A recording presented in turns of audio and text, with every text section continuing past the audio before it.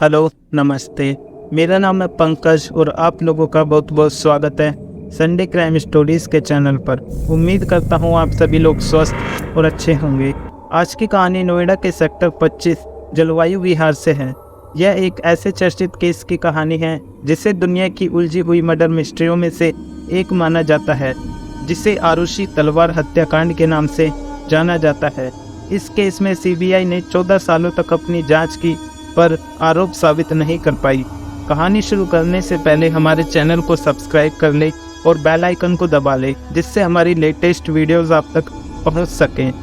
नोएडा के सेक्टर 25 में स्थित जलवायु विहार में जाने माने डेंटिस्ट राजेश तलवार और उनकी पत्नी नुपुर तलवार रहते थे। आरुषि तलवार इनकी इकलौती संतान थी। हत्या के समय आरुषि की उम्र 14 साल थी। इनके साथ इनका एक नौकर भी रहा करता था, जिसका नाम हेमराज था। हेमराज का असली नाम यम प्रसाद बजादे था, जो मूल रूप से नेपाल का रहने वाला था। आरुषि डीपीएस की छात्रा थी, जो पढ़ाई में अच्छी थी। रोजाना की तरह 15 मई 2008 को आरुषि सुबह जल्दी उठती है और स्कूल जाने के लिए तैयार होती है। 15 मई के दिन आरुषि को स्कूल जाने की जल्दी होती है, क्योंकि 16 मई से आरुषि की गर्मियों की छुट्टियां पड़ने वाली थी।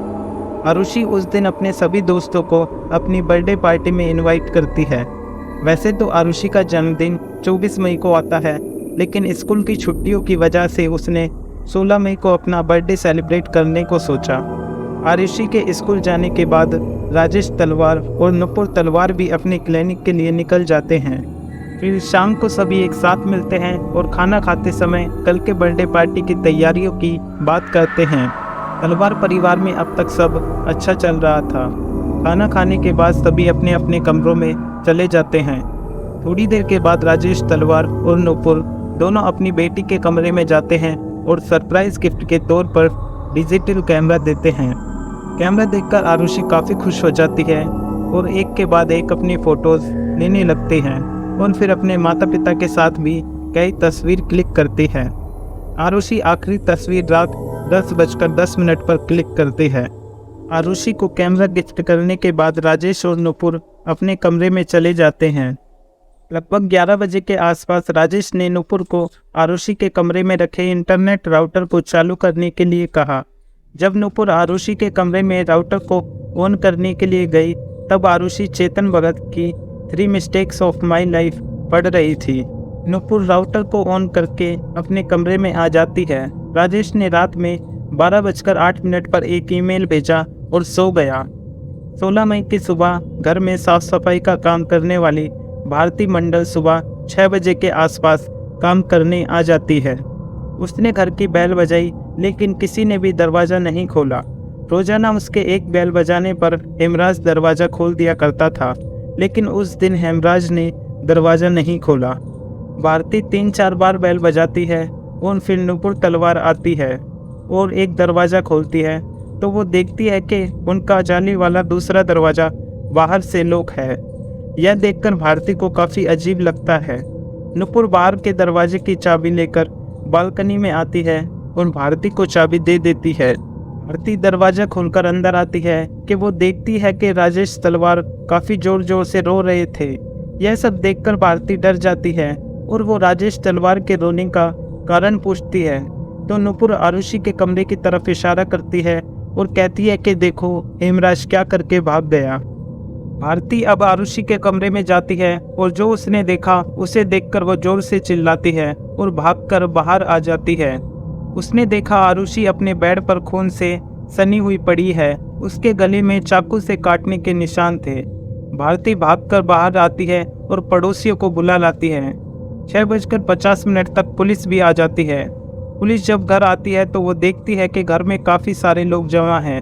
उन पुलिस को डर था कहीं सबूत ना मिट जाए, तो वो सबको बाहर निकाल देती है और राजेश तलवार के पास जाती है।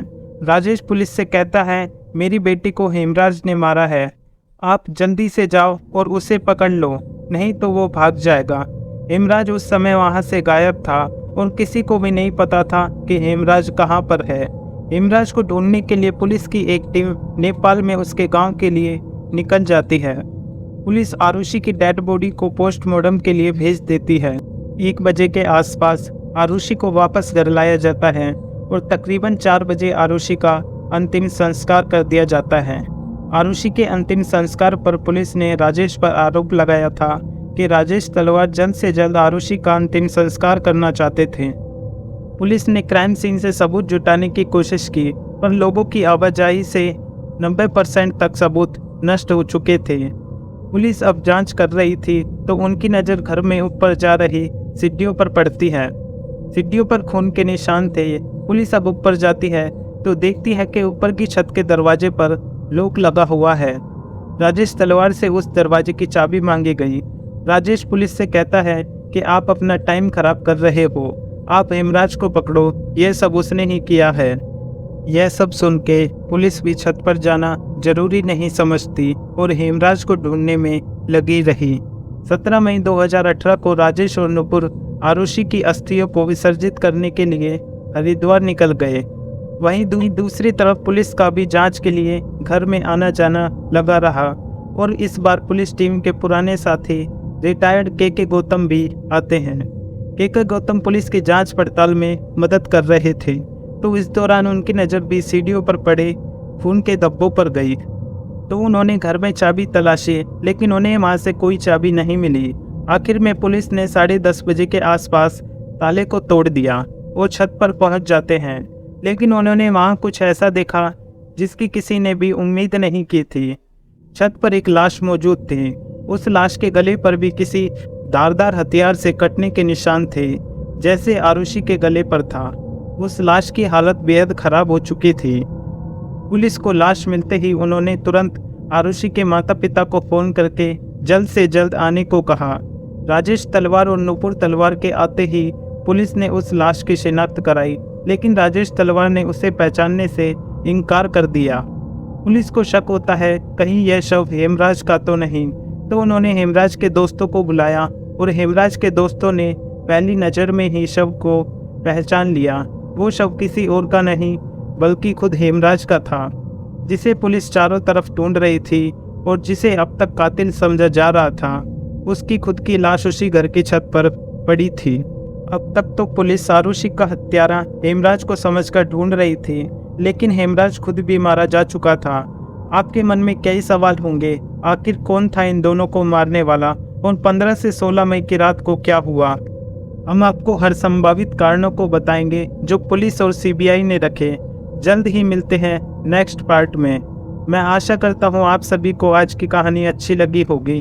अगर आपको हमारी वीडियो पसंद आई तो वीडियो को लाइक करें, कमेंट करके बताएं कहानी कैसी लगी और वीडियो को ज़्यादा से ज़्यादा शेयर करें। और सच्ची क्राइम स्टोरीज़ को देखने के लिए हमारे चैनल संडे क्राइम स्टोरीज़ को सब्सक्राइब करें।